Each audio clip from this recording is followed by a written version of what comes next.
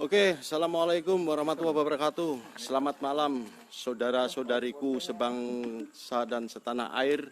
Pada malam hari ini, Histori Leluhur live ada di petilasan di makomnya Syekh Joko Zainal Arifin yang ada di daerah Buloh di Desa Puyoh, Kecamatan Dawe, Kabupaten Kudus.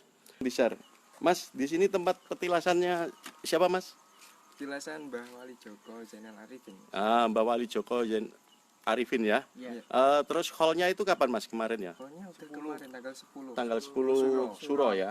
Oh, terus dirayakan di sini gitu ya, Mas ya? Di sini, Mas. Oh, di sini Mbah Wali Zainal Arifin tuh sendirian atau sama istri, Mas?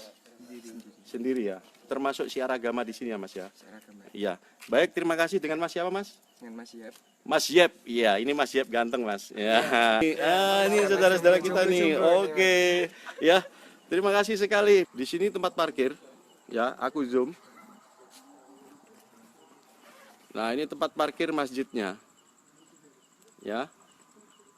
Nah terus ini adalah masjid peninggalan wali. Nah saya akan masuk ke dalam, ya teman-teman ya. Ini saudara-saudari sekalian semua, sahabat Histori Leluhur. Malam hari ini kita masuk ke tempat makomnya Mbah Wali Joko Zainal Arifin. Siapa Mbah Wali Joko Zainal Arifin? Beliau adalah keponakan dari Sunan Kalijaga ataupun Raden Syahid. Nah, pada waktu itu Mbah Joko Zainal Arifin disuruh oleh Kanjeng Sunan Kalijaga untuk bersyiar agama ke daerah Lor. Artinya dari Demak disuruh ngalor gitu kan. Nah ngalor sampailah beliau di daerah Buloh ataupun Dawe Kabupaten Kudus ini.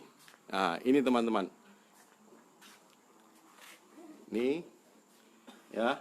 Masjid Wali Joko Zainal Arifin. Setiap wali itu kan punya karomah, sahabat Histori Leluhur ya. Nah, kira-kira apa karomah walinya Mbah Joko Zainal Arifin ini? Akan saya kuakkan. Nah, gitu ya. Jadi Mbah Wali Joko Zainal Arifin ini, ya teman-teman ya, beliau itu mendirikan masjid di sini dan beduknya kalau ditabuh teman-teman, beduknya ini kalau ditabuh itu terdengar dari Dawe sini sampai ke Demak sana teman-teman. Nah, sampai di Demak sana terdengar. Nah, Kanjeng Sunan Kalijaga itu mengutus sama santrinya.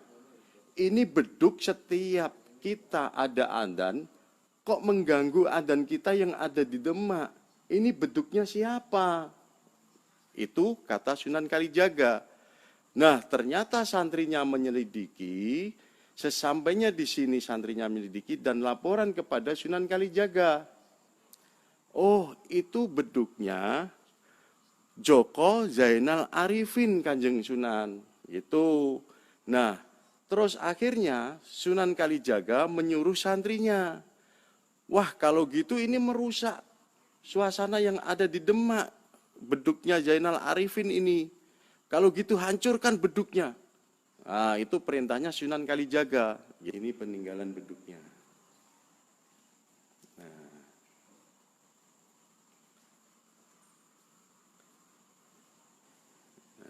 ini teman-teman ya. Ini adalah makom dari beliau, Mbah Joko Zainal Arifin. Assalamualaikum ya waliullah, Mbah Joko Zainal Arifin. Nah, ini teman-teman ya. Jadi di sini ada beberapa pohon, teman-teman. Biasa ya kalau petilasan wali ada pohon kayak begini ya, teman-teman ya. Nah, ini teman-teman. Ya. Nah, ini pohonnya tidak sampai sekarang pun yang roboh itu masih ditaruh di sini, teman-teman. Dan ini adalah makom beliau. Nah, ini makom beliau, teman. Nah, itu ya. Ini makom beliau. Itu. Ya, sahabat Histori Leluhur ya.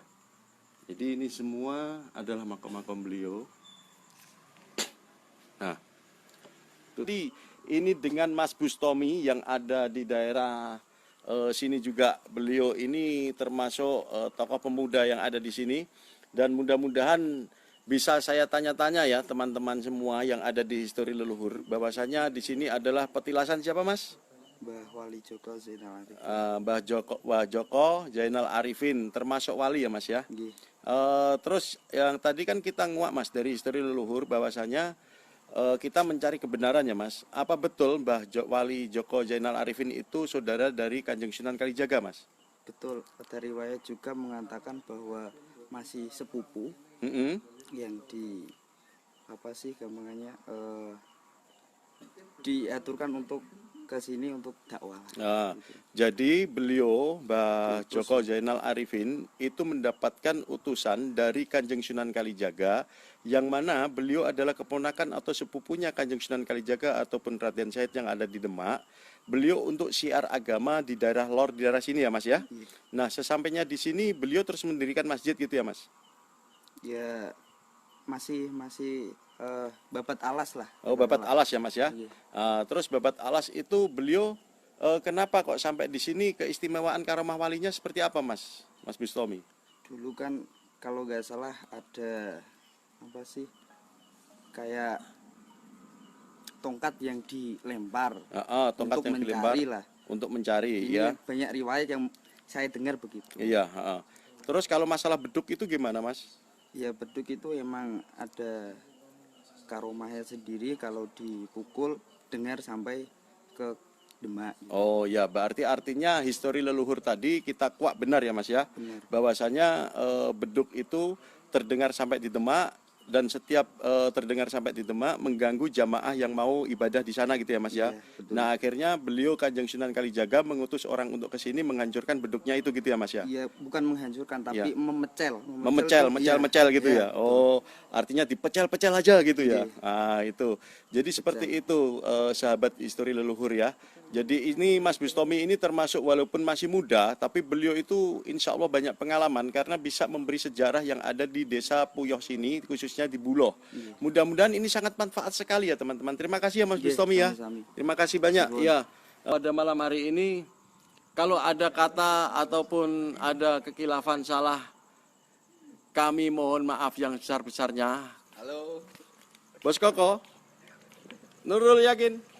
Oke, itu akhirnya akhirul kalam, wabillahi taufik walhidayah. Assalamualaikum warahmatullahi wabarakatuh. Salam histori leluhur.